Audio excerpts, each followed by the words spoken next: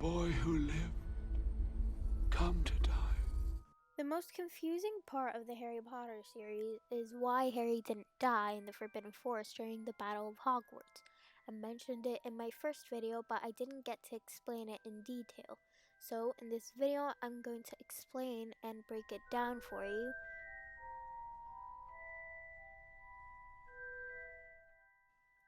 Harry and Voldemort are connected because of their prophecy that says that they can't live while the other is alive, meaning one of them will have to kill the other one to survive.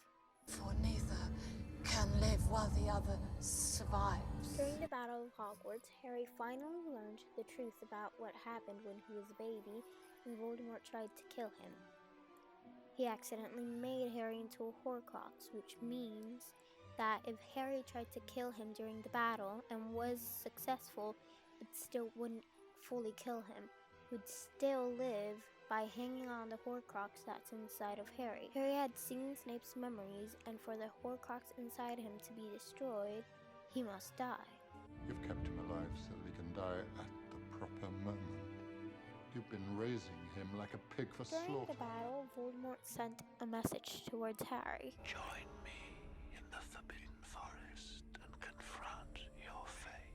Harry, being the hero, goes into the forest with his wand in the jacket, unarmed, and lets Voldemort kill him. Now, this is where a lot of people get confused. There are misconceptions that people think are canon but really aren't. One of them being that he didn't die because he was the Master of Death, owning all three of the Deathly Hallows, the Elder Wand, the Resurrection Stone, and the Invisibility Cloak. But this isn't why he died. It's actually a fan theory that a lot of people don't know because people think it's canon, but really isn't.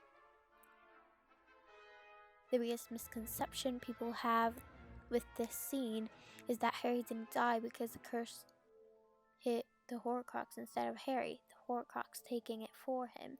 But this isn't true. While he is in Rowling's version of heaven, he spoke to Dumbledore, and there is where everything is explained, but it's a little complex, so I'll explain it for you. Harry first says that if Dumbledore used the curse and no one died for him that time, how could he still be alive? This goes to the night that Voldemort tried to kill Harry for the first time. Before he did, Lily, Harry's mother, jumped in front of him, sacrificing herself for her son. This triggered the most powerful form of magic, love. Because she sacrificed herself, she put a protection on Harry so no harm could come to him. So when Voldemort tried to kill Harry, the curse rebounded and hit Voldemort. Sacrificed herself for you. And that kind of act leaves a mark. Oh no, this kind of mark cannot be seen. It lives in your very skin. What is it? Love, Harry. Dumbledore figured a way for this protection to last longer, exactly 16 years, by taking Harry to Lily's sister's house. This protection lived inside of her because Petunia and Lily shared the same blood. So as long as Harry called Petunia's house home, the protection lived on inside her. And because of this, Voldemort couldn't touch Harry without hurting himself.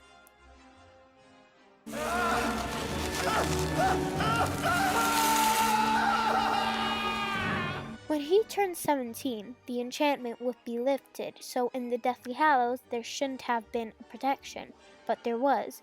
Back to the conversation between Dumbledore and Harry, Dumbledore asked Harry to think why he didn't die. Harry's answer was because Voldemort took his blood. This goes back to the protection, and like I said, because of the protection, Voldemort couldn't touch him.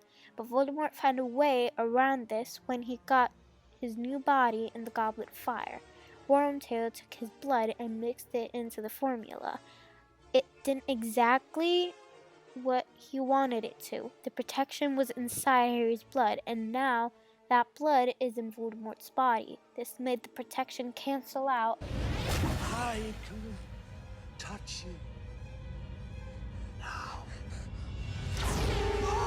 It was a good move on Voldemort's part, but it would later be his downfall. Dumbledore's plan to use Lily's protection to protect Harry should have went away when he was 17, and everyone thought it did, but it actually lived on inside Voldemort because he used Harry's blood to come back. Dumbledore actually explained this, saying, "His body keeps her sacrifice alive, and while that enchantment survives, so do you." Like I said, many people think that the Horcrux took the curse instead of Harry, and that was why he didn't die. And it was proven to be wrong with the explanation of the love protection. And had it not lived inside Voldemort, when he hit Harry with the killing curse, Harry would have died along with the Horcrux. But because it was there, Harry survived and the Horcrux died. The Deathly Hallows didn't save him. The Horcrux didn't save him. It was the love protection inside Voldemort that saved him. So how did Harry go from being in heaven back to his body in the forest? Even though Harry was in heaven and with the deceased Dumbledore, Harry never died. Dumbledore said that Voldemort failed to kill him and said he wasn't dead. And because he wasn't dead, he had a choice, either to stay with Dumbledore or go back. This form of heaven was King Cross Station, and all he had to do was take a train back. He, of course, chose to go back and defeat Dumbledore. In doing so, Harry went back to his body and put a protection on everybody fighting. He had no plan on fighting back and gave up his life. And by doing this, he gave his allies the same protection his mother gave him throughout the power of love. Him not dying and staying alive ensured the victory against Voldemort and his Death Eaters.